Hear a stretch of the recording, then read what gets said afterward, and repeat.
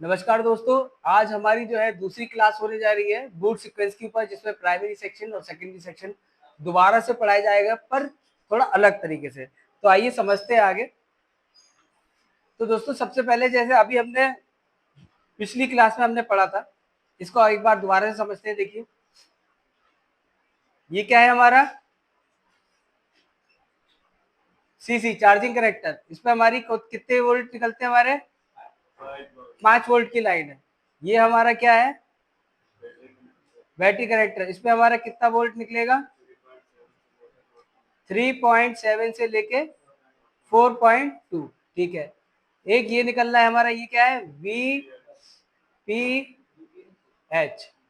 ठीक है। ये कितना निकलता है हमारा? 3.2 से 4.2। ठीक है, ये सही से नहीं दिख रहा है। VPH हमारा निकलेगा 3.2 वोल्ट से लेके 4.2 हमारा वोल्ट। ठीक है। तो ये हमारी हमारी जो है हमारी मेन वोल्टेज होती है, जो हमारी किस में आती है? प्राइमरी सेक्शन में आती है। ठीक है। इसको एक बार और जो है थोड़ा सा समझ लेते हैं कि कैसे कैसे बनेंगी वोल्टेज। पहले प्राइमरी सेक्शन को समझते हैं। अब यहाँ से हमारा आया कितना? 5 वोल्ट। और ये OVP से आया, और यहाँ से हमारा जो है फिर निकला, और कितना मिलेगा? 5 वोल्ट। अगर यहाँ से हमारा जो है OVP IC क्यों क्यों लगाई जाती है? OVP IC हमारी इसलिए लगाई थी, इसका फुल फॉर्म है ओवर वोल्टेज प्रोटेक्शन।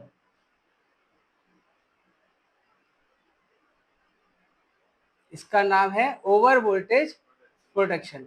तो हमारा इसका क्या मतलब है ओवर वोल्टेज प्रोटेक्शन का? इसका मतलब ये है कि अगर हमारी एसी, जैसे कभी कभी क्या होता है, एसी भी थोड़ी ज्यादा पास आउट हो जाती है, तो एसी आ गई तो ये अपने आप को खराब कर लेगा। और अगर एसी नहीं आई, डीसी में भी वोल्टेज ज्यादा आ गई, ठीक है, तो भी अपने आप को खराब कर लेगा। तो ये आगे की लाइन को ब्रेक कर देता है। ठीक है।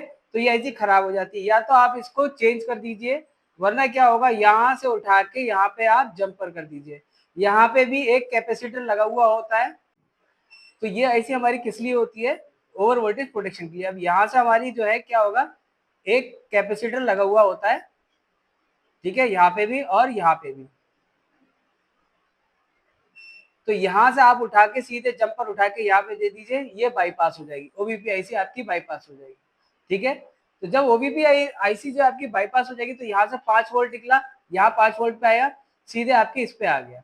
ठीक है, चार्जिंग IC पे आ गया। ठीक है। तो यहाँ से अगर आपका शॉर्टिंग का अगर आपका प्रॉब्लम बनता है, तो आप इस तरीके से, अगर OVP IC आपकी शॉर्ट निकलती है, तो आप इस तरीके से इसको ठीक कर सकते हो।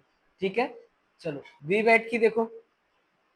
VBAT की यहाँ से सप्लाई आई, यहाँ पे कैपेसिटर मिलेगा, यहाँ पे डायोड मिलेगा। अच्छा, डायोड कौन सा होगा ये बताओ? डायोड आपको यहाँ पे भी मिलेगा, डायोड आपको यहाँ पे भी मिलेगा। कौन सा डायोड मिलेगा? रेक्टिफायर। हाँ, semiconductor rectifier diode. Rectifier diode क्यों लगा हुआ होता है? यहाँ पे एसी को डीसी में कन्वर्ट करने का काम होता है उसका। ठीक है। ठीक है। तो यहाँ पे रेक्टिफायर डायोड होता है। ये जो है हमारा, ये आप देख रहे हो, ये काम करता है हमारा करंट सेंस करने का। ये हमारा क्या काम करता है? करंट सेंस करने का। ठीक है। तो ये अगर लगा हुआ है, तो ये हमारा जो है पूरा बताता है कि जो है आईसी को, कि यहाँ पे सारी चीजें, बैटरी आपका VBAT की सप्लाई आ रही है, प्रॉपर तरीके से आ रही है। ठीक है। तो ये सेंस करने के लिए आपका ये वाला रजिस्टर, अगर ये खराब हो गया तो आपका सेट ऑन नहीं होगा, डेड हो जाएगा। ठीक है। तो इस चीज को आपको ध्यान रखना है। अब हमारी कौन सी रह गई? VBAT हो गई, VBUS हो गई। अब कौन सी रह गई? VPH। जब ये यहाँ पे आती है, तो एक हमारी निकालती है वोल्टेज, और वो पावर आईसी को देती है। ठीक है। इसका दो काम है, इसको DC टू DC IC भी बोलते हैं, DC टू DC। ठीक है। चार्जिंग आईसी के अलावा DC टू DC IC बोलते हैं। क्यों बोलते हैं? क्योंकि यहाँ से ये एक वोल्टेज बनाती है, और उसको बोलते हैं, ये मेन वोल्टेज होती है, और इसका नाम होता है VPH। और ये VPH अगर नहीं बनेगी, तो हमारा सेट ऑन नहीं होगा। तो ये हमें चाहिए ही चाहिए। तो सबसे पहले हम चेक करते हैं इसमें VBAT। और फिर उसके बाद चेक करते हैं VPH, ठीक है।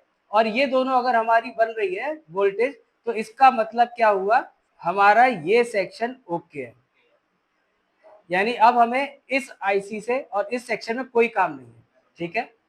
अच्छा, इसको चेक कैसे करा जा सकता है, दूसरा तरीका क्या है, जैसे कि अभी अब मैंने पिछले वीडियो में आपको बताया था कि यहाँ पे क्या होगा, छोटे छोटे कैपेसिटर लगे होते हैं, जो यहाँ पे ये S1, S2, S3, S4, S5, S6 के रूप में दिखा रखे हैं, ठीक है। तो ये यहाँ पे जो कैपेसिटर होते हैं, यहाँ पे आप चेक करोगे तो VPH की सप्लाई आपको मिल जाएगी। आगे बढ़ते हैं, फिर आ गए हम पावर आईसी से, और पावर आईसी से आते ही यहाँ से हमारा जो वोल्टेज बनेगी वो कौन सी बनेगी, सेकेंडरी सेक्शन की हमारी वोल्टेज बनेगी, ठीक है। तो यहां से हमारी जो सेकेंडरी सेक्शन की बनेगी, तो ये देखिए आप, ये हमारी एक आ रही है, इसमें जाएगी और पावर आईसी के अंदर ही चली जाएगी। ये कौन सी होगी हमारी, HLDO, हाई LDO, ठीक है। तो यहाँ पे जो है हमारी जो है हाई, और ये सेंस करेगी, ठीक है, कितनी होती है ये भी आप देख लीजिए, इसमें शायद आपको ढंग से दिख नहीं रही है, 2.2 से 2.5 के बीच में ये हमारी वोल्टेज होती है। और ये जो दूसरी वाली आप देख रहे हो, इसको बोलते हैं LLDO, ठीक है, LLDO, low voltage drop out, ठीक है। अब ये कितनी होती है, 1.3, और ये आपको हर एक सेट में मिलेगी, ठीक है। ये दो वोल्टेज आपको मिलेंगी ही मिलेंगी हर सेट में, इसके बिना ये voltage high voltage high LDO low LDO ये आपको हर सेट में मिलेगी, चाहे कोई सा भी सेट हो, ठीक है। अब इन दोनों के कॉम्बिनेशन से ये आईसी बाकी की सारी वोल्टेजेस बनाती है। अगर ये नहीं बन रही है, अगर ये वोल्टेजेस नहीं बन रही हैं, यानी ये यहाँ पे अगर आपको कोई वोल्टेज बनता हुआ नहीं दिखाई दे रहा है, तो हम सबसे पहले चेक करते हैं कि हाई एलडीओ और लो एलडीओ बन रहा है नहीं बन रहा है। अगर हमारा हाई एलडीओ और लो एलडीओ अगर बन रहा होगा तो ये बनेंगे ही बनेंगी, ठीक है। तो हम सबसे पहले यही चेक करते हैं, हाई एलडीओ लो एलडीओ, ठीक है। अब मान के चलते हैं ये वोल्टेज भी बन रहा है, ये भी बन रहा है, ये भी बन रहा है, ये भी बन रहा है, एक वोल्टेज इसमें से नहीं बनेगा, वो किसका होगा, हमारा मॉडम का। ये कब बनता है, मॉडम का किसका होता है, सिम का। जब आप सिम डालोगे सेट के अंदर, तभी ये एक्टिवेट होगा और तभी इसके अंदर वोल्टेज बन के आएगी। लेकिन हम इसका जीआर चेक कर सकते हैं, यानी कि हम फुल टेस्टिंग में ये देख सकते हैं शॉर्ट तो नहीं है, ठीक है। लेकिन अगर आप हॉट टेस्टिंग करेंगे तो इसमें कोई वोल्टेज नहीं आएगा मॉडम की लाइन में, जब तक आप सिम नहीं डाल लेते, ठीक है। तो हमारा जो है सेकेंडरी सेक्शन में मेन कौन कौन सा हो गया, ये हो गया, ये हो गया, और फिर ये बाकी के हो गए, आपने कूल टेस्ट कर लिया और ये सारी की सारी चीजें ओके आ गई, ठीक है। फिर उसके बाद क्या हम चेक करते हैं, ये देखिए जो हमने उसमें दिखाया था,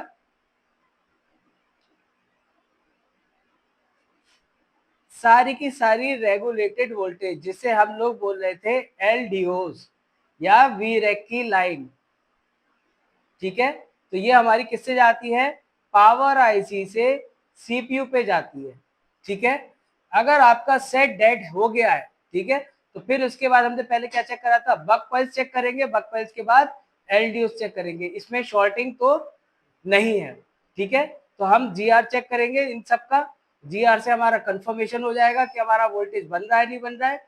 और अगर उसके बाद हमारा जीआर चेक होने के बाद क्या चेक करेंगे हम, इसमें हॉट टेस्टिंग करेंगे। हॉट टेस्टिंग में हम लोग क्या करेंगे, इसकी वोल्टेज चेक करेंगे, जो इसकी वोल्टेजेस होनी चाहिए वो बन रही है या नहीं बन रही है। और अगर नहीं बन रही है तब हमारा फॉल्ट किसका बनेगा, पावर आईसी का, ठीक है, कि वोल्टेज नहीं बना रही है। तो अब वोल्टेज नहीं बना रही है तो हम क्या करेंगे, पावर आईसी पे एचआरसी फॉर्मूला अप्लाई करेंगे। आप लोगों को तो एचआरसी का पता है ना, फिर क्या करेंगे, एचआरसी फॉर्मूला अप्लाई करेंगे। एचआरसी पता है ना, हाँ ठीक है। एचआरसी का मतलब हो गया, पहले करेंगे हीट, फिर करेंगे रिवॉल्व, और फिर करेंगे चेंज। तो हम जो भी आईसी पे काम करते हैं तो एचआरसी फॉर्मूला अप्लाई करते हैं, ठीक है। तो यहाँ पे आपको 100% यहाँ पे आपको शॉर्टिंग मिलेगी। अच्छा, सेट हमारा 2 वजह से हमारा डेड होता है, ये भी ध्यान रखिएगा। पहला शॉर्टिंग, दूसरा हाफ शॉर्टिंग, और तीसरा ओपन। तीन कंडीशंस की वजह से हमारा होता है, या तो फुल शॉर्ट होगा, या हाफ शॉर्ट होगा, या फिर वो वोल्टेज ही नहीं बना रहा होगा, यानी कोई लाइन बीच से टूट गई होगी। तो इन्हीं तीन कंडीशन के अंदर आपका सेट आएगा। इसको आपको रिपेयर करना है और चेक कहाँ कहाँ करना है, पहले वीबैट की, फिर जो है अपनी वीपीएच की लाइन, फिर उसके बाद ये आपकी बक कॉइल्स की लाइन आपको चेक करनी है, फिर उसके बाद एलडीओस की लाइन चेक करनी है, फिर आपको जो है सीपीयू की लाइन चेक करनी है। सीपीयू में हमारा जो है कौन सा लाइन आती है, हमारी I2C प्रोटोकॉल चेक करना है। ये हम आगे चल के बताएंगे आपको, ठीक है। मैक्सिमम लगभग आपका जो है I2C प्रोटोकॉल में अगर जो है आपका 90% फॉल्ट आपका इसी से निकल जाएगा। तो अभी हमने प्राइमरी और सेकेंडरी सेक्शन में बूट सीक्वेंस के बारे में थोड़ा सा समझा, करीब करीब 2 से 3 क्लासेस एक साथ मिक्स करके बताई। अगर नहीं समझाया, अगर आपको सही से नहीं समझ में आया होगा तो एक बार जो है मेरे को, हाँ आ जाइए, बैठ जाइए, इन्हें स्टूल दे दो। ठीक है दोस्तों, हमने जो है हमने अभी पढ़ा आपको प्राइमरी सेक्शन और सेकेंडरी सेक्शन को हमने पढ़ा, और जो है दूसरे तरीके से पढ़ा। आपको कौन सा वाला तरीका समझ में आया हो आप हमें बताइएगा, कमेंट बॉक्स में लिख के बताइएगा कि आपको कौन सी चीज समझ में आई। जो भी अगर आप हमें बताएंगे उससे हमें उत्साह मिलता है। हमें भी जो है अगर आप कोई चीज पूछेंगे तो जो है अच्छा लगेगा बताने में, कमेंट सेक्शन में जरूर बताइएगा। हमारी ऑनलाइन क्लासेस भी चलती हैं और ऑफलाइन क्लासेस भी चलती है। अगर आप चाहें तो डिस्क्रिप्शन में हमने अपना फोन नंबर दे रखा है, आप उस पर देख सकते हैं। यूट्यूब चैनल आप देख ही रहे हैं, अगर आप यूट्यूब चैनल पे देख रहे हैं बहुत अच्छी बात है। फेसबुक चैनल पे भी अनंत टेक के नाम से जो है हमारा चैनल बना हुआ है, उसे भी लाइक सब्सक्राइब जरूर करिएगा। और जो है आगे आने वाले में हम फिर से बूट सीक्वेंस के ऊपर एक लेके आएंगे, तीसरा तरीका बताएंगे, जिसमें जो है आप ये समझ पाएंगे कि किस तरीके से जो है आपका सेट रिपेयर कर सकते हो, और आपका जो डेड सेट है अगर वो हम कम से कम समय में क्या चेक करें, किस तरीके से चेक करें जो है आपका सेट रिपेयर हो जाए। ठीक है, तो अभी के लिए इतना ही, धन्यवाद।